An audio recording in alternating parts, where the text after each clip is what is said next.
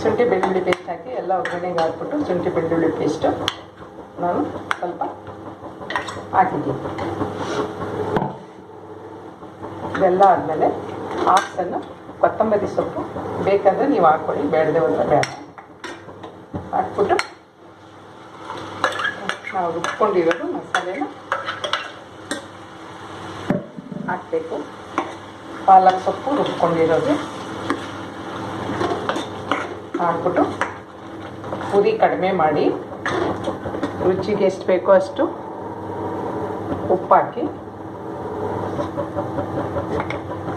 ಹಾಕ್ಬಿಟ್ಟು 5 ನಿಮಿಷ ಸಣ್ಣ ಉರಿಲಿ